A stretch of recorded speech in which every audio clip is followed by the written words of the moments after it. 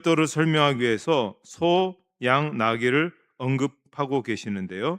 왜냐하면 당시에 소나 나귀나 양은 일반 사람들이 생각하는 사유 재산이었기 때문에 그렇습니다. 그래서 오늘 1절에 보시면 사람이 소나 양을 도둑질하여 잡거나 팔면 그는 소 한 마리에 소 5마리로 갚고 양 한 마리에 양 4마리로 갚을지니라 그랬습니다. 자, 여기 보면 도둑이 소나 양을 훔쳤는데 그것을 잡았거나 팔아서 현재 없다면 소는 5배로 양은 4배로 배상하라, 그런 이야기입니다. 여기서 소는 더 배상을 많이 요구하고 있습니다. 왜냐하면 소가 양보다 효용 가치가 높기 때문이었습니다. 그 당시에는 소가 식용뿐만 아니라 농사도 짓고 또 짐을 나르는 데도 쓰이는 것이기 때문에 양보다는 더 효용 가치가 있기 때문에 더 비중을 두게 된 것이죠. 또 도둑이 소나 양을 훔쳐서 가지고 있는 경우 도둑이 잡히면 이는 원래 당신의 것이니 도로 가져가십시오 해서 끝나는 게 아니라는 말입니다. 도둑이 가지고 있는 경우 갑절을 배상하라는 겁니다. 도둑질을 했으면 반드시 갑절을 배상하고 훔친 것을 돌려줄 뿐만 아니라 2배로 그렇게 해야 된다는 것이죠. 그러면서 2절로 3절에 보면 도둑이 뚫고 들어오는 것을 보고 그를 쳐 죽이면 피 흘린 죄가 없으나 해 돋은 후에는 피 흘린 죄가 있으리라. 도둑은 반드시 배상할 것이나 배상할 것이 없으면 그 몸을 팔아 그 도둑질하는 것을 배상할 것이요. 자, 여기 보시면 밤에 이제 도둑이 쳐들어왔습니다. 그런데 주인이 그 도둑을 죽여도 죄가 되지 않는 경우가 있습니다. 밤에 들어오는 도둑은 이게 피와 식별이 어렵잖아요. 그러니까 이 도둑이 칼을 들고 있는지 단순 절도범인지 구분이 안 되는 겁니다. 그래서 밤에 들어오는 도둑은 재물만 원하는 것인지 사람도 죽이려고 하는 것인지 이것에 대해서 정확하게 구분할 수가 없기 때문에 때로 그 도둑을 죽여도 그건 죄가 아니다, 정당방위다, 이렇게 얘기하고 있습니다. 그런데 이제 낮에 도둑이 들어온 경우 좀 다릅니다. 낮에 도둑이 들어왔는데 주인이 그를 죽였다. 이건 살인죄가 된다는 것입니다. 왜냐하면 낮에 들어오는 도둑은 손에 칼이 있는지 없는지 보일 뿐만 아니라 설령 도둑이라 할지라도 그도 역시 하나님의 형상으로 창조되었기 때문에 생명을 보호해 주어야 한다는 것입니다. 그러니까 일단 재물만 훔치려는 것이었지 사람을 죽이려는 의도는 아니었다고 판단하였음에도 그를 죽이면 과잉 방어가 되어서 죽인 사람에게 죄가 된다는 것입니다. 이렇게 보면 하나님의 법이, 하나님께서 우리에게 주신 율법이 대단히 합리적이다. 낮에 들어온 도둑, 밤에 들어온 도둑, 이걸 구분해서 배상과 처분을 그렇게 달리하는 것을 보고 있습니다. 그런데 출애굽기 22장 3절 하반절에 보면 배상할 것이 없으면 그 몸을 팔아 그 도둑질한 것을 배상할 것이다, 이렇게 얘기하고 있습니다. 자, 도둑이 작물을 팔았거나 다 먹어버린 경우 배상할 돈이 없는 경우입니다. 그럴 때는 그 도둑은 몸을 팔아서 노예가 된다는 것입니다. 몸을 팔고 받은 돈으로 배상을 해야 된다는 것이죠. 도둑은 반드시 재물로 배상해야 된다라고 하는 명확한 원리를 말씀해 주고 있습니다. 그래서 여기 단순 절도와 관련되어서 우리는 2가지 중요한 사실을 알 수가 있는데요. 하나는 도둑이 국가에 배상금을 내는 것이 아니라 손해를 입은 개인에게 배상을 해야 된다. 손해를 끼친 그 당사자에게 배상을 하는 것입니다. 둘째는 남을 가난하게 만들어서 부자가 되려는 사람은 그 반대가 되는 벌을 준다는 것입니다. 남의 것을 도둑질하면 남을 가난하게 만드는 것, 남의 재산을 가져왔기 때문에 훔친 것으로 자기가 부자 되려고 하는 것이죠.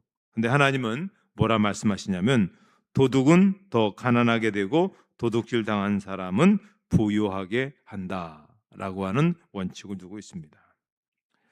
우리도 정권을 잡는 사람들이 역사 속에서 보면은 그 돈을 많이 횡령하는 경우가 있습니다. 부자가 되는 사람들이 우리 역사 속에서 보면 참 많이 있었습니다. 그런데 아직은 살아있는 권력이 있기 때문에 때로는 처벌을 받지 않는 경우가 사실망광 있었던 것이죠. 하지만 성경은 분명히 뭐라고 얘기하냐면 뇌물로 받은 것은 갑절로 물어내야 되고 뇌물을 준 사람에겐 돌려줘야 되고 그리고 받았기 때문에 감옥에는 당연히 가야 된다. 돌려준 거로 끝나는 거 아닙니다. 감옥에 반드시 보내야 된다. 이것이 성경이 우리에게 가르쳐 주시는 의로움을 이루는 세상에 대한 그런 이야기입니다. 자, 그러면서 오늘 우리는 어떤 사람인가 하는 것에 대해서 고린도후서 6장 10절 말씀을 한번 같이 읽도록 하겠습니다.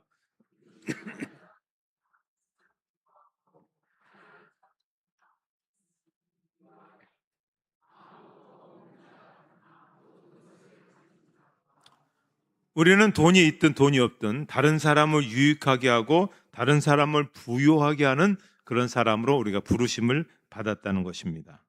그래서 우리는 나눠줄 줄 알아야 된다는 것입니다. 특별히 어려운 이웃에게 나눠줄 줄 알아야 되고 어려운 교회들에게 나눠줄 줄 알아야 되고 또 우리가 전 세계에 복음을 나눠줄 줄 아는 그것이 오늘 우리의 모습이어야 하는 것입니다.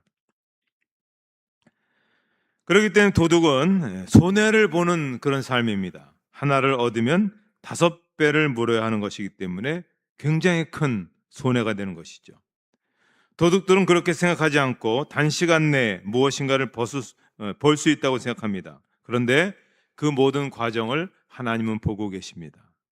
그래서 하나님께서 반드시 역사가 그 사람에게 그렇게 묻지 않아도 하나님은 인생의 역사 속에서 그 사람과 그 후손의 인생을 통해서 반드시 훔친 것의 5배로 물어내게 해주신다는 겁니다.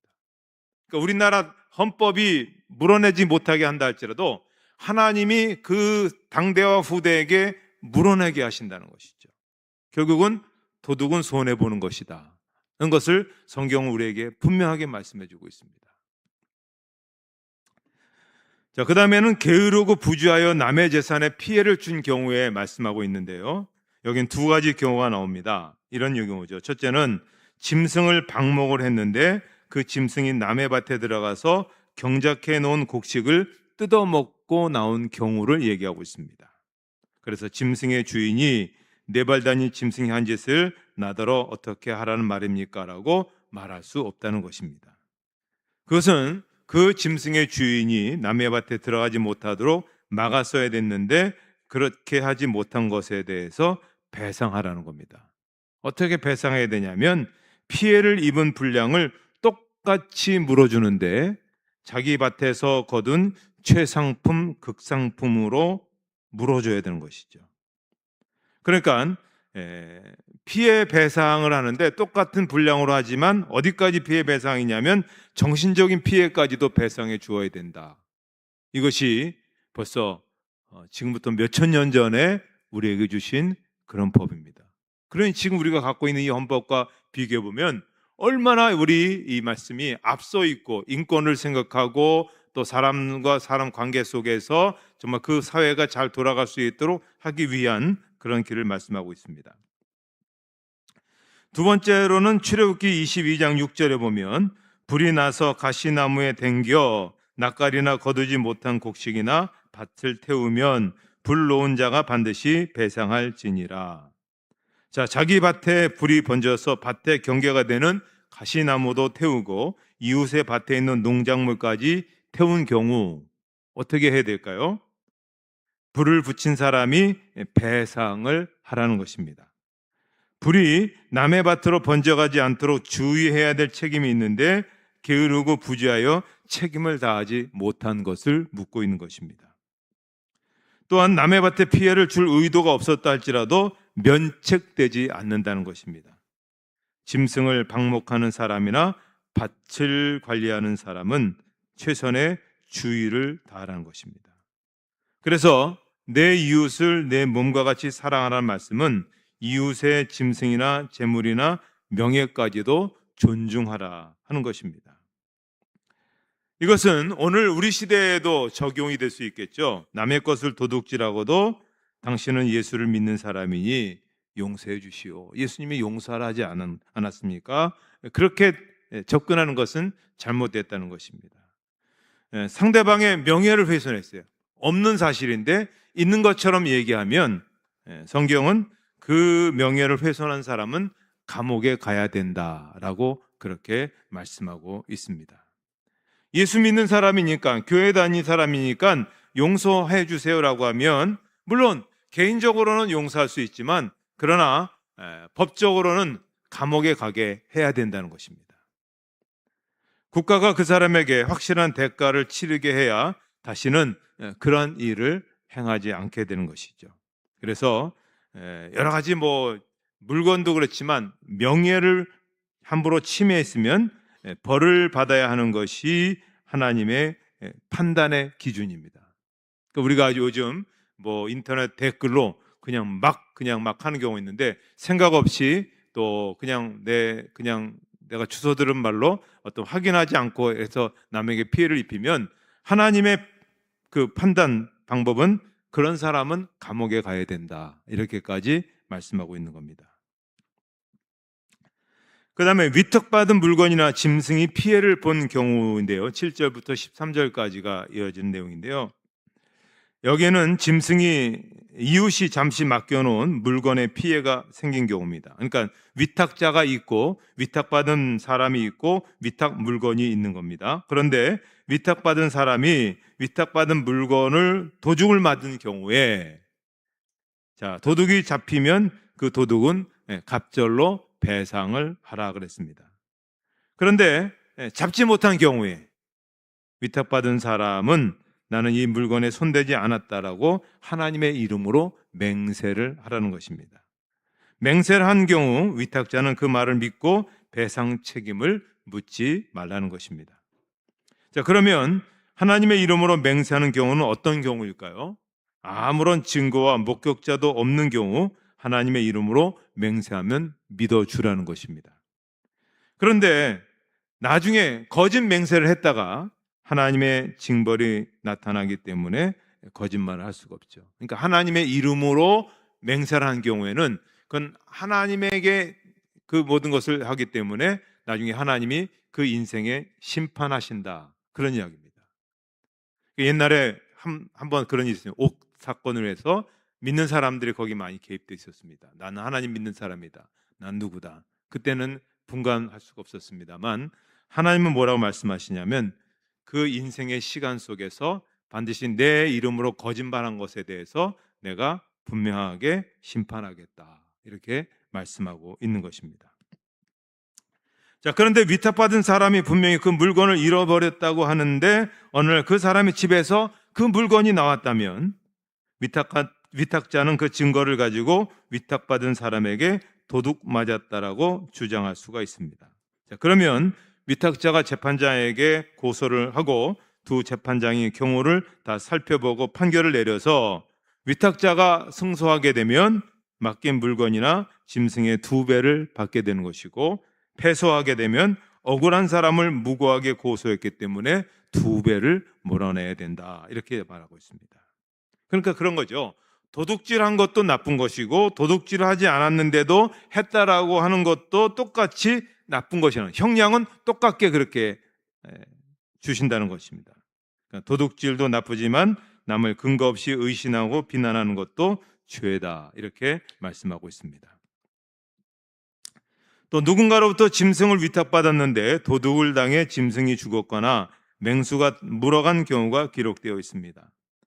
도둑이 왔으면 짐승을 맡은 사람이 소리를 질러야 되겠죠. 도둑이라고. 그런데 도둑이 와서 도둑질 하는데도 가만히 있었다. 그러면 이 사람이 배상 책임을 물어야 된다는 겁니다.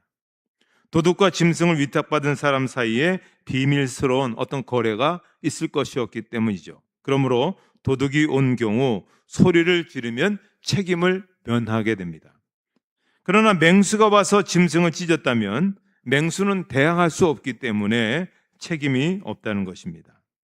이런 경우는 결국 이웃의 재물에 대해 그것이 위탁받은 것이라 할지라도 내 것처럼 간수하고 보호해야 한다는 것을 말씀하고 있습니다. 남의 생명도 중요하고 남의 재물도 귀중히 여겨야 된다라고 하는 것입니다. 우리 사회는 남의 재산을 쉽게 생각하는 사람들이 많습니다. 사기꾼들도 상당히 많습니다. 그래서 뭐 이윤을 많이 내주겠다, 이자를 많이 주겠다, 며칠만 빌려달라, 이런 얘기 속지 말아야 됩니다. 제가 이제 유지재산에 있다 보니까 다양한 사례들이 하나 있어요. 최근에 한 가지 사례가 하나 있었습니다.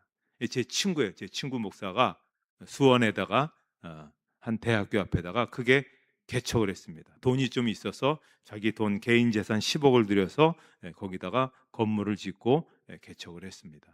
그리고 자기는 떳떳하게 교회를 잘 관리하겠다고 그래서 유지재단에다가 등록했어요. 이게 중요하죠. 우리 노회에도 지금 유지재단에 들어오지 않은 교회가 한 80% 이상이 됩니다. 그건 뭐냐면 자기 마음대로 재산을 처분해도 뭐라고 말은 못하는 거예요. 이제 그런 문제가 지금 있어서 지금 우리 교단도 큰 문제가 되는데, 다행히 여기는 유지재단에 들어와서 제가 그걸 팔더라도 교회로 다시 짓지 않으면 제가 그 판 돈을 안 줍니다. 안 줘갖고 교회를 다시 짓는다라고 약속을 받을 때까지, 또 그게 확실하게 보이면 돈을 지불하지만 결코 지불하지 않으면 교회를 유지하기 위한 그런 것이기 때문에 그렇습니다. 그런데 이분이 새벽 기도에 이렇게 했는데 어떤 점잖은 신사분이 교회 새벽 기도에 나오더래요. 열심히 아멘 아멘 하고 한 열흘 정도 그러더니 찾아오더래요. 목사님, 제가 새벽 기도 여러 군데 찾아왔는데 목사님 설교가 제일 은혜롭습니다. 목사는 여기에 확 넘어가는 거거든요. 다 똑같은데. 그래서 은혜 받아 제가 은혜를 갚고 싶다고.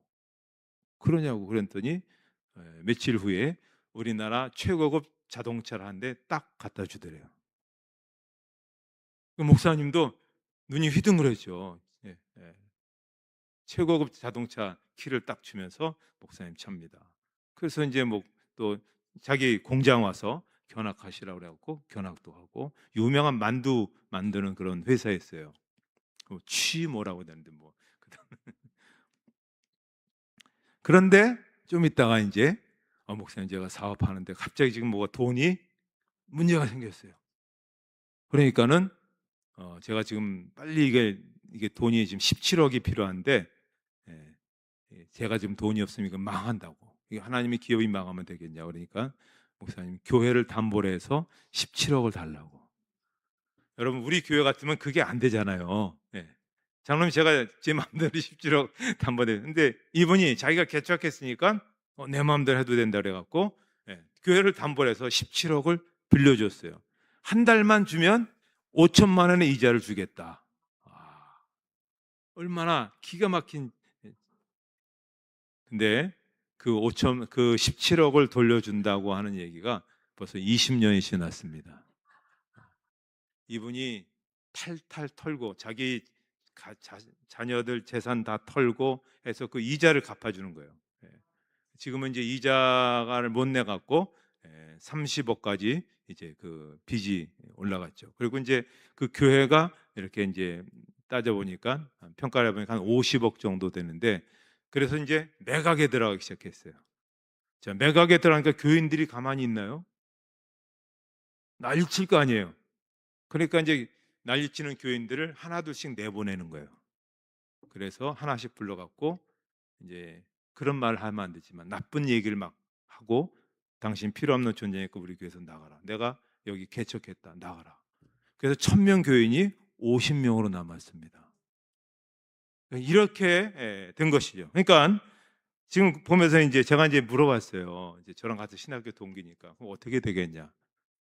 뭐 이제 뭐 그냥 매각해서 돈 10원 한 푼도 못 받고 은행에다 다 이제 끝내준다. 그게 결론이라는 거죠. 자, 5천만 원 이자, 한 달 빌려주는데 이자 5천만 원, 큰 이자잖아요. 그거 받겠다고 그렇게 해갖고 지금 이제 자기 사택도 날리고 모두 아무튼 뭐 하나도 없어요.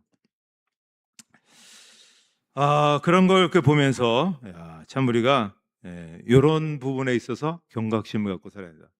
눈먼 돈, 쉽게 버는 돈은 아니다. 그런 생각을 해봤습니다. 왜 사기꾼이 많냐?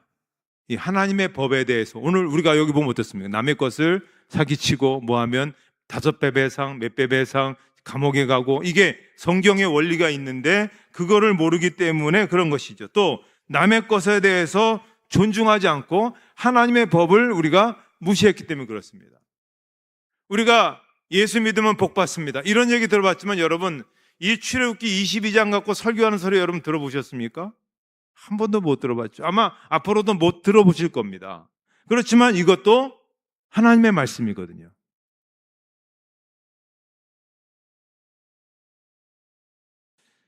그럼 왜 하나님께서 이렇게 복잡한 그런 이야기들을 왜 이렇게 성경에 집어넣으셨을까요? 아담 시대에 이런 법이 필요 있을까요? 필요 없습니다. 아담 시대는 죄가 없이 사는 존재였기 때문에 필요 없었습니다. 그러나 마귀에게 속아 범죄하게 되고 하나님을 거역하면서 인류에게 죄가 들어오면서부터 이 죄가 막기 위해서 필요하게 된 것이죠. 아담과 하와 때는 복잡할 필요가 없습니다. 그런데 죄가 들어오니까 사람들이 온갖 죄가 그냥 끝없이 양산이 되는 겁니다. 서로 대적하고 서로 손해주고 서로 피해주고, 그래서 법이 필요하게 된 것입니다. 그래서 법은 옳고 그름을 분명하게 보여줘야 되는 것이죠. 그렇지만 법도 어떻습니까? 법도 한계가 있습니다. 한번 그 뭐 때문에 이렇게 소송을 한번 걸어보시잖아요. 잘 생각해 보십시오. 제가 이제 그런 소송을 지금 끝없이 지금 이제 하고 있으니까 여러 가지 이제 재단의 소송을 변호사하고 끝없이 하는데, 한 번 소송해서 명쾌하게 딱 끊어서 이게 딱 그럼 얼마나 좋습니까? 요거 이기면 그 다음에 요거 방어하는 게 또 생겨요. 그 다음에 요거 또 이기면 그 다음에 또 요게 또 생겨요. 3년, 5년, 10년까지 가게 될 수 있는 게 우리나라 법 체계입니다. 그러니까 한번 잘못 소송 시작하면 누구만 부자 되냐면 변호사만 부자 되는 거예요. 변호사.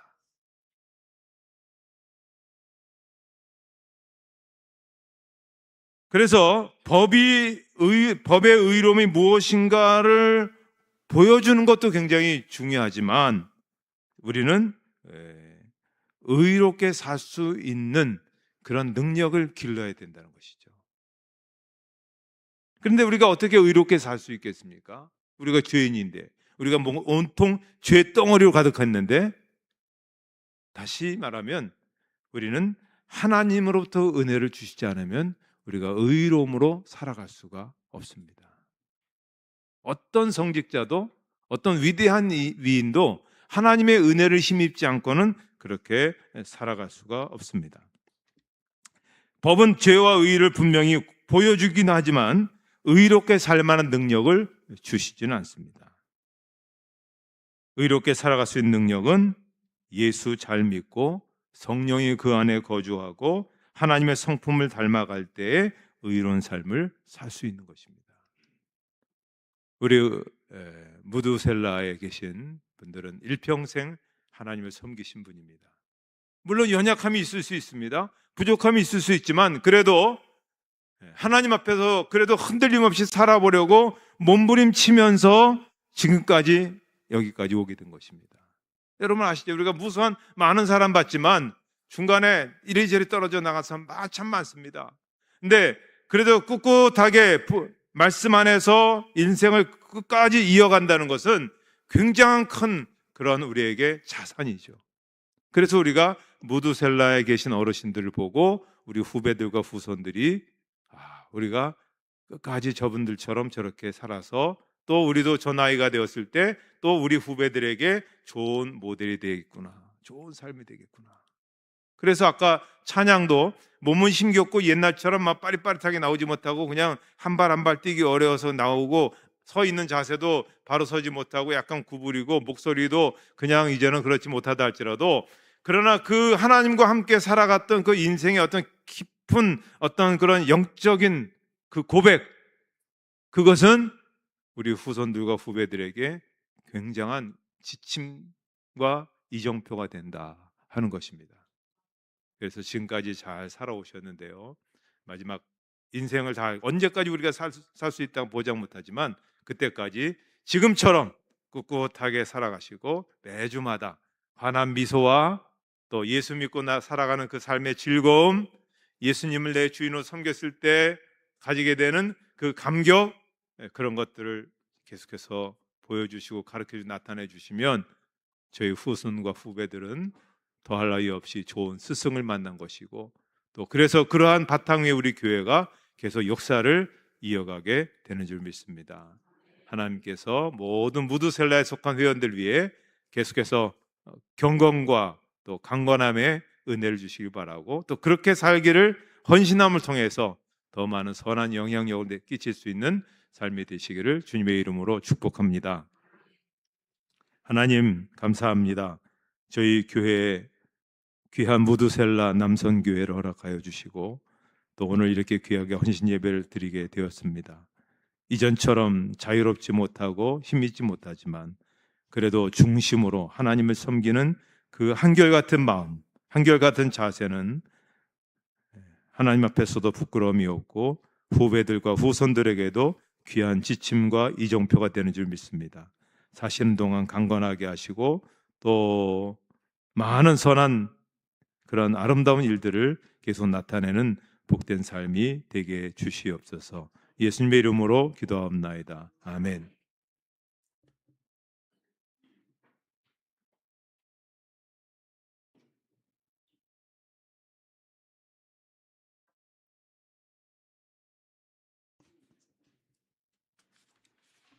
찬송 304장.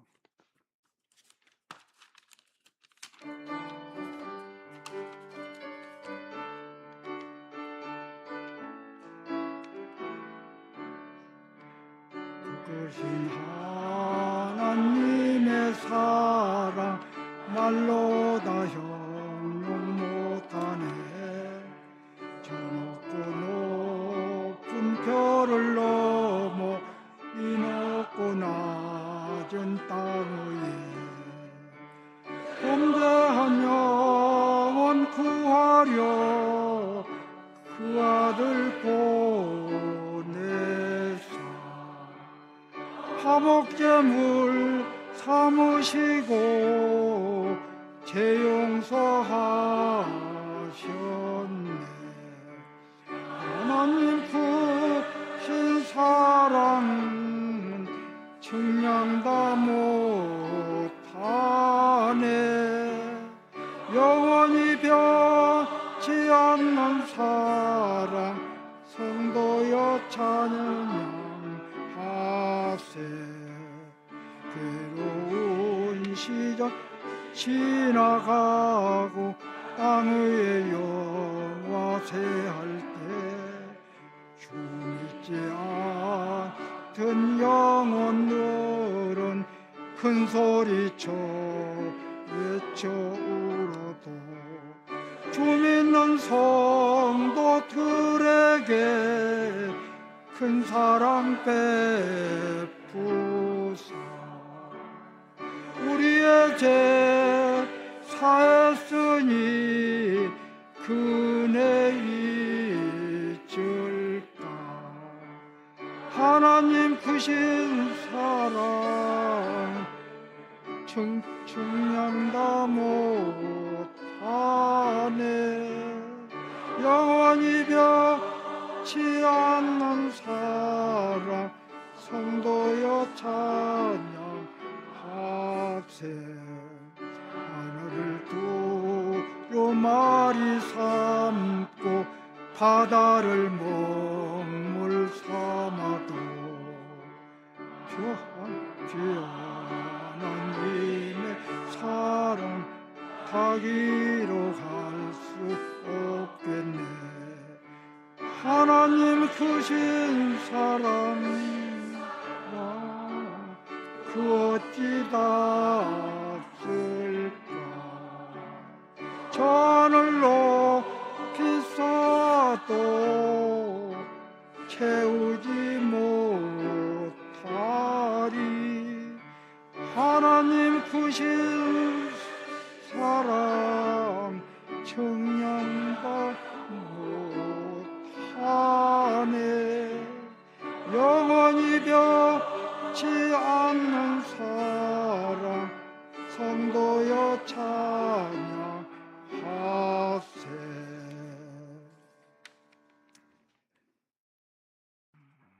이 시간 강영복 장로님이 나와서 축도해 주겠습니다. 헌금송 해 주겠습니다.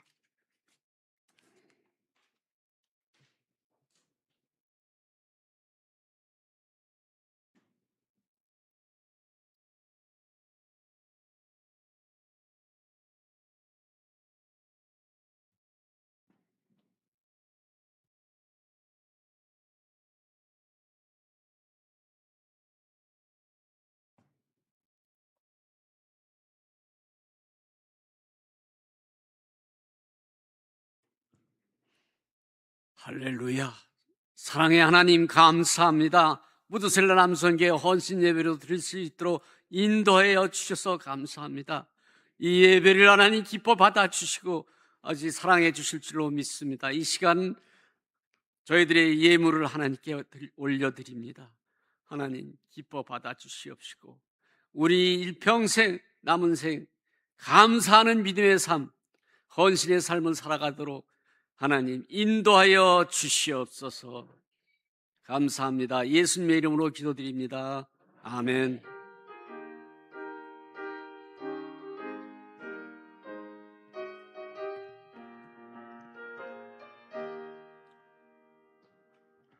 네, 찬송가 한 장 1절만 부르고 축도하고 마치겠습니다. 481장 1절, 481장 1절 한 절 부르고 축도하겠습니다.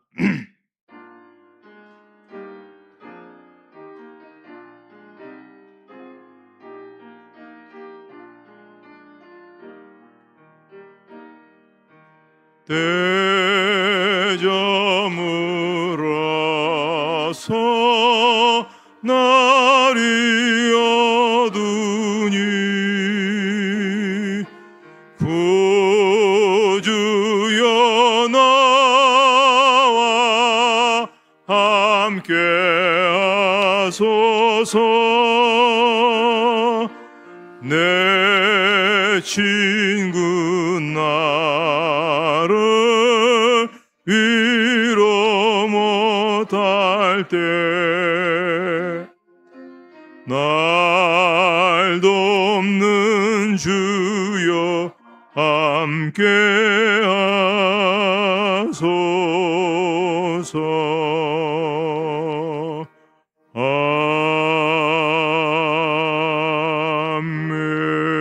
아멘.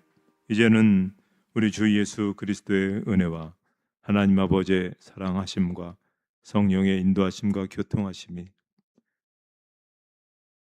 인생을 온전히 하나님께 바치고 섬기고 헌신한 귀한 무드셀라 남성교회 위에 남은 생에도 주님 의지하고 주님 바라보며 그 안에서 기쁨과 감사와 선한 삶을 살기로 다짐하는 모든 삶 위에 이제로부터 영원토록 함께 없으기를 축원하옵나이다. 아멘.